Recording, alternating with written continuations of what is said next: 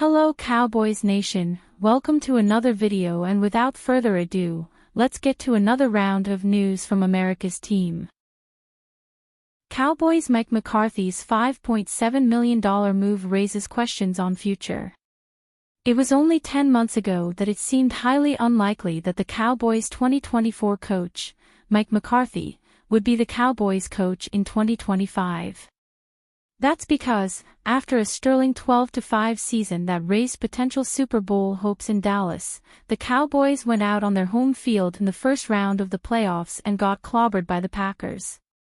The final was 48-32, of course, but anyone who watched the game knows it was never really that close.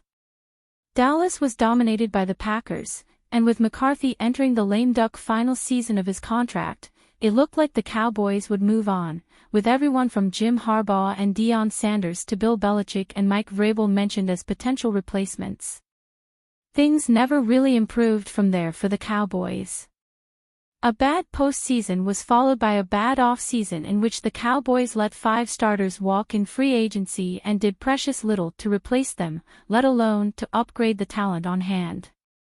The result, the team is a mess, at 3-6, and the Cowboys' determination to move on from McCarthy is all but sealed.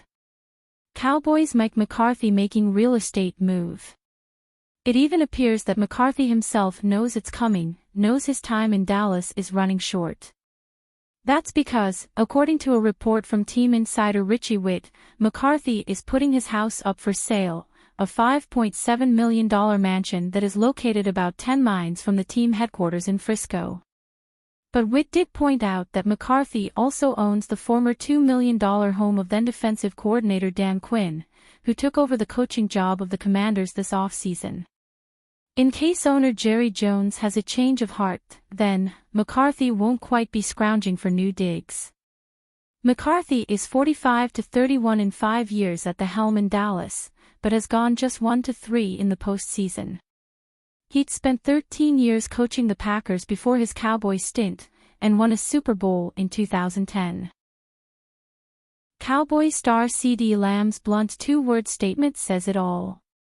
Credit Cowboys star CeeDee Lamb for facing up to reporters after the misery that was the Week 11 Monday Night Football loss to the Texans.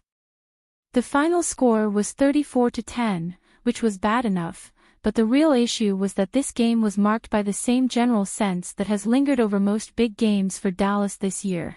From the kickoff, it felt like there was no way the Cowboys could win, that they were fighting not for victory, but just to stay within shouting distance.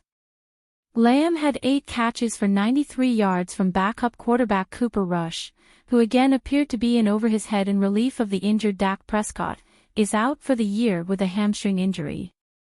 That's not to say things were going swimmingly when Prescott was under center, but without him, the Cowboys are just playing out the string.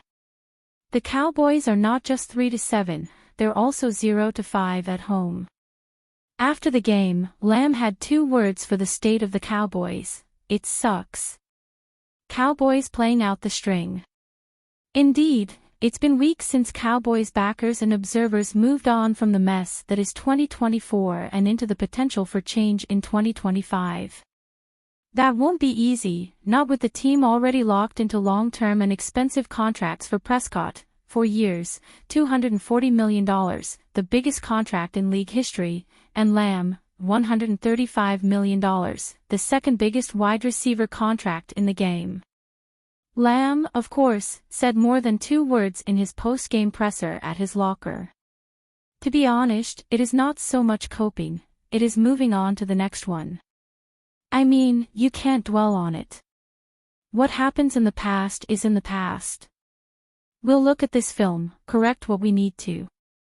We gotta go out there and play a whole lot better. We get into the end zone, we are having a whole different conversation. That's true, but that is true of all 32 teams in the NFL.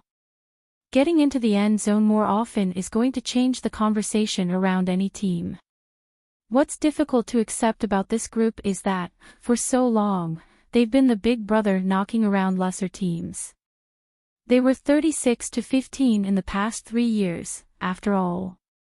Now they're the lesser team. Obviously, everybody is looking to embarrass us, Lamb said. They have the opportunity. And when they have the opportunity, when they do, they're trying to put us out. We had so much success over the last 3 years as far as the regular season. It's starting to bite us right now. Jake Ferguson, Zach Martin headline latest Cowboys injury woes. A recap of the latest round of injuries that occurred on Monday night indicates the Cowboys have now blown past dire straits and right into the deepest realms of the unknown. The next several days will reveal more about the status of each of the following players. Jake Ferguson. The Pro Bowl tight end exited the game on the third possession of the contest with a concussion and was immediately ruled out. As he enters concussion protocol, and in a short week, it is unlikely he'll be cleared for the trip to the nation's capital to take on the Commanders just 6 days later, though that will ultimately be determined in the days to come. Zach Martin. Hall of Fame right guard Zach Martin, who will be further evaluated on Tuesday for an ankle injury that prevented him from stepping back onto the field on Monday night. Martin has dealt with multiple injuries this season, and both of his ankles now, a longtime Ironman who suddenly can't escape the injury bug. Tyler Smith. Not long after Martin went down and out was Smith following suit, and also with an ankle injury. He now becomes yet another key player to watch this week as the Cowboys keep their fingers crossed that he'll be available in Week 12, despite having one fewer day to recover. Tyler Guyton. It's another blow to the availability of Guyton, who has had a rough go of it over the course of his first 10 games in the NFL, as well as in the preseason that preceded them. And with 3 starting O-linemen on the mend, the Cowboys' depth chart is beyond push to and beyond its limits at this point. Marquise Bell. The talented young safety, who spent time at linebacker last season before being reverted back to his true position under Mike Zimmer, is dealing with a shoulder injury that occurred on a kickoff to the Texans early in the second quarter. He was initially listed as questionable but did not return to the game, seemingly in a lot of pain before he was helped off of the field.